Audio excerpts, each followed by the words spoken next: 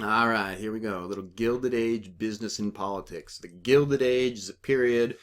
Historians like to create periods to make sense of the past. And so the Gilded Age is a period from 1877 to about 1890. During the Gilded Age, business is boss. Business is in control. Here's a cartoon from that time period that shows this relationship. So here you have John D. Rockefeller holding the White House in his little hand, and he says, "What a funny little government." Behind him, we see all these barrels of oil. John D. Rockefeller, Standard Oil, controlled all the oil production in the country. It's called horizontal integration. The Congress runs on oil. Oil is blackening the skies of America. I'm trying to read. What does that say? I can't even read what that says back there. Oh, well, it doesn't really matter. So the idea here is that business is more powerful than government, and this is a pretty standard refrain in the Gilded Age. All right, today we're going to talk about compression of time and space, which is a big facet of modern life. Things go fast. Things move quickly.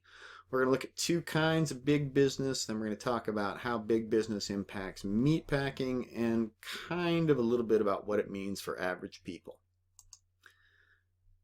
Here's a snapshot of time, 1830 to 1857. This is a result of railroads for the most part. Railroads start in 1830, and by 1857 they've really revolutionized transport over here in the upper Midwest. Used to be it would take 3 or 4 weeks to get out to Chicago. By 1857 it takes, 2 days. It takes less than 2 days to get to Chicago. That is quick. The other thing that happens is the telegraph starts to reduce the amount of time it takes to send information. By 1866, Europe and the United States are connected by the transatlantic cable.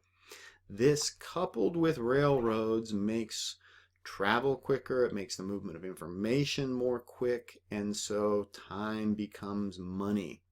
Another kind of quirky thing about railroads is they started to move faster than the sun. So it used to be noon was when the sun was straight overhead, but that didn't work anymore when you had trains traveling the whole nation. So the railroad started to implement time zones, Atlantic, Central, Mountain, Pacific, the way we have the country divided today.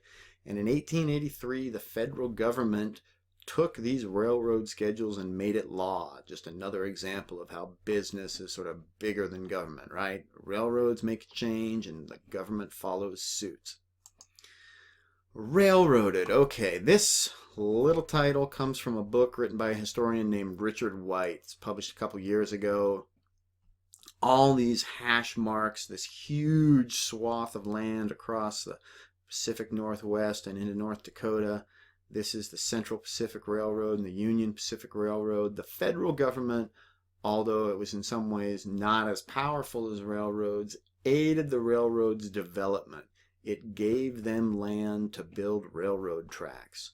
So the government is in cahoots. It's nested with the workings of railroads.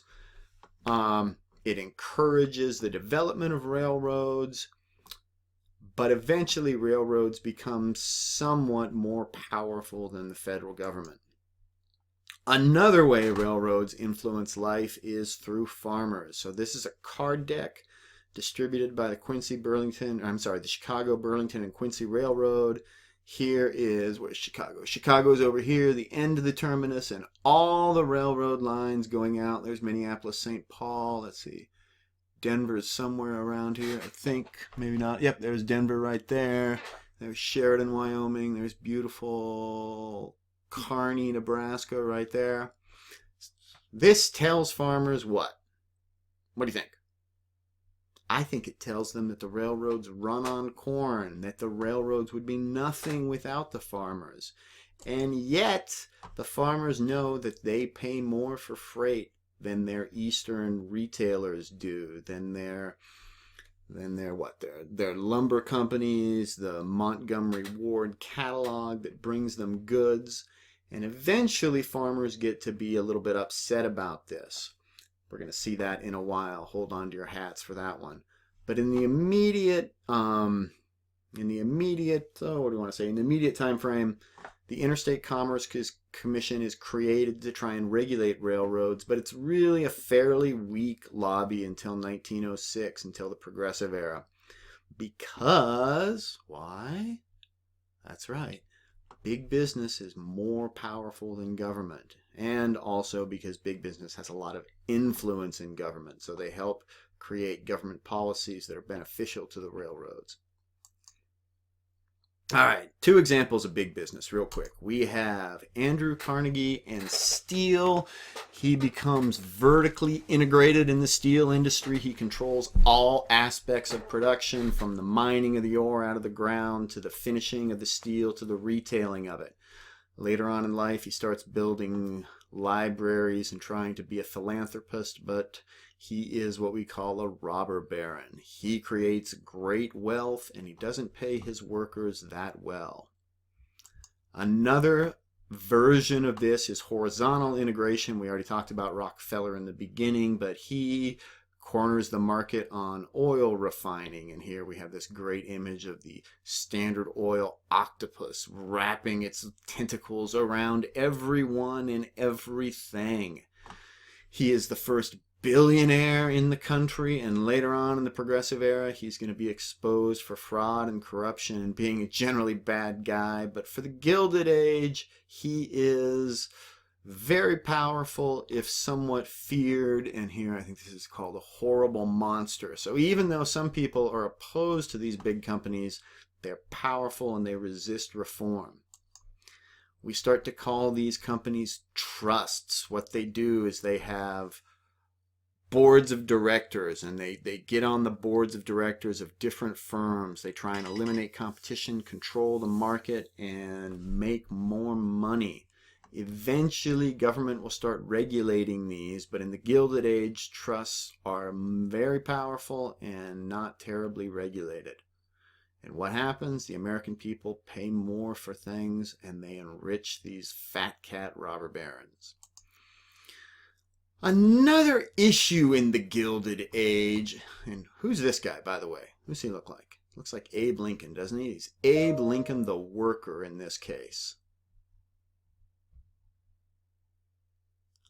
And he is being protected, it says, by the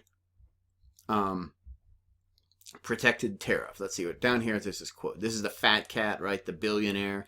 And he says, free trade would make goods cheaper, but would lower the working man's wages so much that he would be unable to purchase them.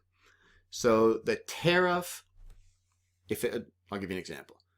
Let's say you have some English shovels and you import these English shovels. The importer of the English shovels has to pay a tariff on the shovels, and that makes those shovels cost more. The American shovel manufacturer can now charge more for his shovels because he doesn't have to compete with the English shovel maker on the same field. This is good for manufacturers. It's good for the federal government because they make a lot of money, but for the people who buy the shovels, it's seen as a bad thing, and for farmers it's seen as an especially bad thing because they produce raw materials but then they buy finished goods. The tariff doesn't help them with their corn, but it makes them pay more for, shovels, whatever it is that they buy. All right, here's this brilliant caricature of the period. It's called The Bosses of the Senate. Here are all the little senators down below, and these are the big fat trusts that really control the Senate. It says up here, of the monopolists, for the monopolists, by the monopolists. Entrance for monopolists coming in and controlling the Senate. Over here, the people's entrance is closed. So this is a critique of Gilded Age power. That it's not really democracy. It's the companies controlling everything. And I would just like to point out that down here you have the paper bag trust. You also have the, the Sugar Trust, the Iron Trust, the Standard Oil Trust, the Copper Trust, the Nail Trust. Like, everybody has a trust. Not everybody, every product has a trust, and they're making money on the backs of the people. The Supreme Court has a role in this as well. After the Civil War, the 14th Amendment guaranteed civil rights to all persons. It's designed to help formerly enslaved Americans become citizens. However, in 1883, the Supreme Court overturns the Civil Rights Bill and says blacks must cease to be the special favorite of the laws. We'll have a whole lot more talking about this, but you've already seen a little of it in Slavery by Another Name. Slavery comes back. Prejudice never left. And in America during the Gilded Age, what happens is economic rights are enshrined over civil rights. Corporations are people. The government should protect corporations. So we have the government protecting big business. We have big business more powerful than the government. And increasingly more and more Americans feel like they don't have a voice, at least the average working Joes. Cuts of meat. What the hey? Let's talk about bologna for a little while. Okay. Union Stockyards is another one of these big businesses. All the cattle from the Western Plains get put on railroads. They get sent to the Union Stockyards in Chicago. They get put in these massive feedlot pens where they're bought and sold. Ice is cut from various places around the world, because at this point we don't have refrigeration, not really around the world, various places around the United States. It's all loaded onto a railroad boxcar. You have ice on one end and ice on the other, and all this meat packed in the middle. And the meat gets shipped in these large, half beef sections or half pig sections. And on the East Coast, you now have dressed meat being sent out. It's cheaper. It makes more money for the big four meat packing companies, Armour Swift, Hammond, and Morris. Gustavus Swift's son calls it a nasty, nice horror. Before this happened, butchers used to butcher meat right at their butcher shop, and then it was sold fresh to the people. Now you have meat that's being butchered in Chicago and being shipped across the rails. Now it's cheaper to ship a side of beef than a whole cow, so it saves money, but it's also a little bit gross, at least to some people. It's cheaper, however, and the profits accrue, and big business gets bigger. Bologna. Delicious bologna. I really can't stand the stuff, but my son eats it all the time. Packers become more efficient, and all the byproducts they take, all the stuff off the floor, right? And they grind it up into sausage and they sell it. Eventually, a guy named Upton Sinclair writes a book called The Jungle, pointing out the horrors in the meatpacking industry. And guess what? In the Progressive Era, we changed this system. Okay, moving on. Slice of life. Lots of people come to the Union Stockyards to work. We have Lithuanians, we have Poles. I'm recording a video. Okay. We have Bohemians, we got the Poles again, we got the Irish, we got the Germans, we got Poles and Slovaks. All these poor immigrants are living near the stockyards and working in the stockyards. Oh, by the way, the city dumps are over here too, right? Fairly disgusting place to live. And some people say, let's help the poor. Let's change the situation in the inner city because it's disgusting and dirty and foul. And others say, no, don't help the poor. If they were good people, they wouldn't be poor. And this goes back to the iron law of wages by David Ricardo. He's an English economist. In 1817, what he said is wages naturally go down because subsistence workers are, well, they're poor people and they don't need that much. And so wages gravitate to where they should be. And if you did help out the poor, you were going to do a bad thing. We'll eventually change this view, but for right now, in the Gilded Age, government, fairly weak, big business, very strong, and the people largely without a voice. All right, that was a 15-minute segment. Hope you enjoyed meeting my son. See ya!